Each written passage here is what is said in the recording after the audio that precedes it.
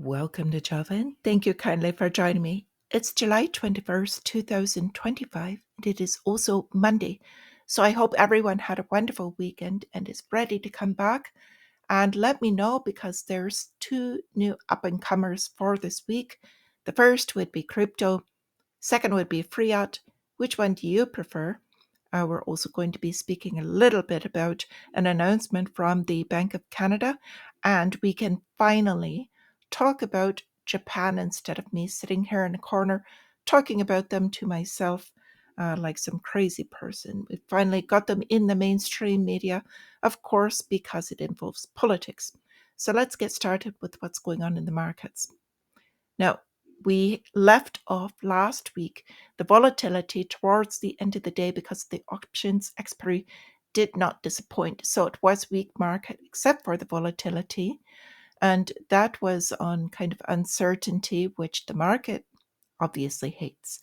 So we've got futures this morning are looking like it's going to be a bit more of a green day today. Silver's doing quite well this morning. Now, oil is dropping a bit because there's less concern about issues with the supply of oil. So that's doing quite well this morning. Now, I want to talk a little bit more instead of the extreme greed that is pushing this market and looking back towards the green. We've also got inflationary issues going on. So we've got a tale of two directions going on. The first being inflation and this melt up. But in the background, ironically, at the same time, we've got deflation and lack of demand or destruction of demand going on. So, kind of a tug of war. One is going to win out. I think eventually it's going to be one first and then the other. So, we've got our daily driver today is going to be a big earnings week. So, we'll speak about these in a moment. And foreign exchange going to be the massive mover for today. But let's talk about the structure behind it. We've got the 10-year yield, money flowing back out of US bonds a little bit this morning back into equities. But the good news is there was plenty to purchase all of this US debt. So that brought the yield down a little bit. It can afford to go up a little bit this morning. And we've also got the story, really, the US dollar. So the US dollar has been making a bit of a grind out, if you will, on the bottom. It is set for a recovery, at least temporarily. What do I mean by this? This I expect to increase. We'll see whether it does or not. Probabilities look like there is on the horizon, even if it's not today, an increasing relative strength of the dollar. This would pressure stocks. So possibly like towards the end of the week, seeing how these other currencies do. So we're going to keep an eye on actually the dollar as well as the 10-year yield, of course, but that's going to be a large one. Cryptocurrencies up, money flowing back into risk assets as it is risk on. Now, the foreign exchange issues that could throw a spanner in the works, the yen. Yen is strong again. This was because they had elections again, and they've got some other things going on. But Japan could affect the United States treasuries or the bond market. And we're going to keep an eye on that 10-year yield for other reasons, but specifically with this one in mind as well. So, as it says, there was political shakeup, and that's giving them a little bit of strength to the currency at the moment. They're going to be looking forward at what they need to do with their debt and their GDP, which is an issue. They are still in negotiations with the United States as far as the tariffs, and so that's a big driver as well. Now, we've got Waller, Fed governor. He's talking about now, before he was saying the job market is actually weak, which I agree with him, and that the Fed needs to cut. He's now saying the private equity sector is much weaker than it appears. And he says he's hearing cracks in that as well, and that he's going to be speaking about this a little bit more. Looks like he is definitely favoring rate cuts. So, another reason coming out from where he came from that I believe that he's probably the strongest candidate to eventually replace Powell. So they're having the ECB meeting as well. They are now facing 30% tariff, and they are also having issues with their growth outlook. So we'll see what they do moving forward. That's going to be a headline moving in. And we've got a lot of people that are buying into August 1st.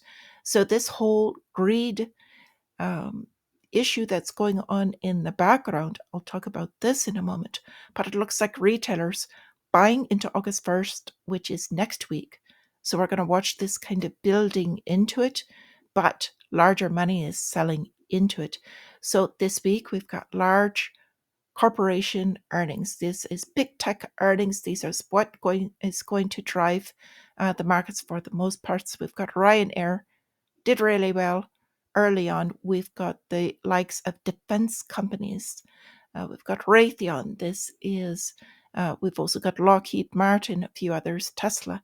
Some really large earnings that will give us a direction. If they say weak on earnings, that's definitely a death knell.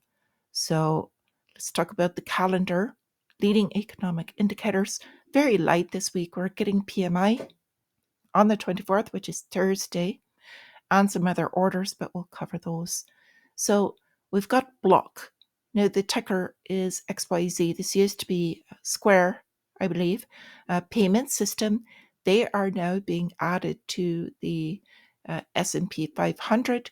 They're booting out the oil company Hess. So they're rocketing this morning. There was another breach with Microsoft hackers hitting that, so they're going down.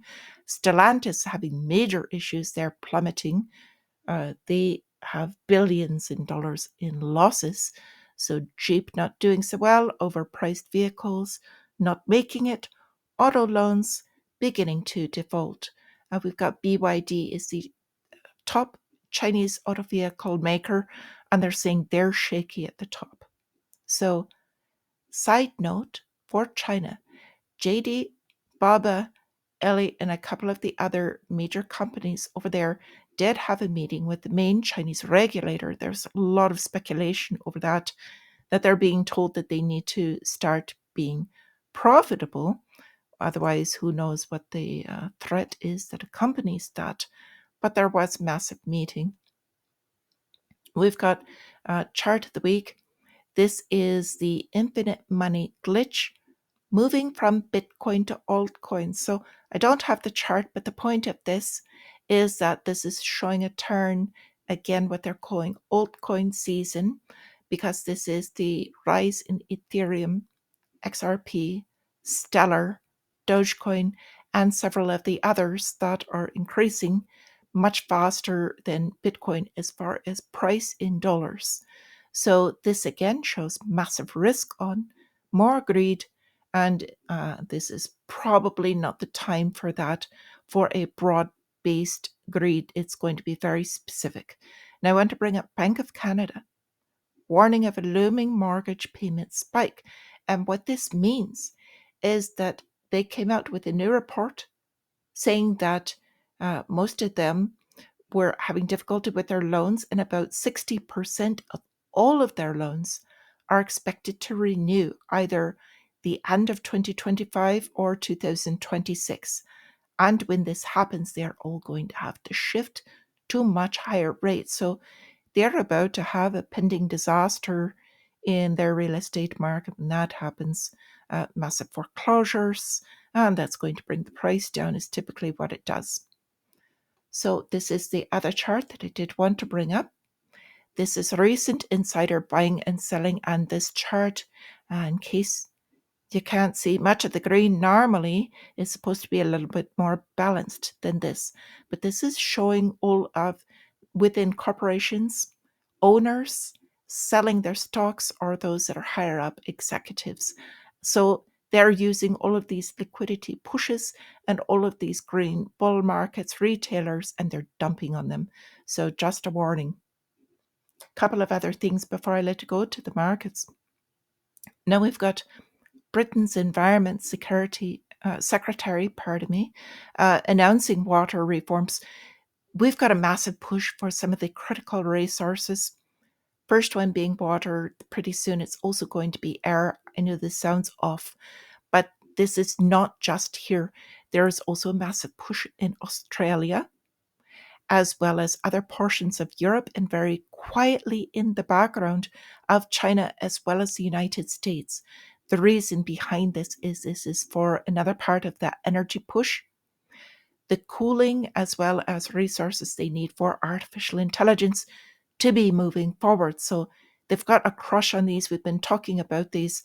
The elites have been cornering the water market for some time now. So we're watching this just start to come in. We probably won't hear about this much for some time, but it is coming.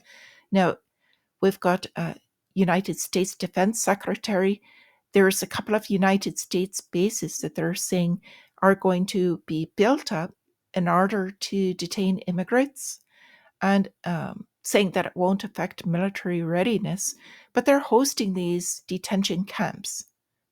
So you have to think. I understand that they do have to hold them for a point in time, but they are building up these detention camps. If they're supposed to be deporting them all, why are they building so much and putting so much energy into building these for a longer term? It appears to be. So, with this, we've got a lot of good things going on as well. I wish you all a wonderful day. Thank you kindly for being here. Missed you all over the weekend. And until I see you again, my friends, resist.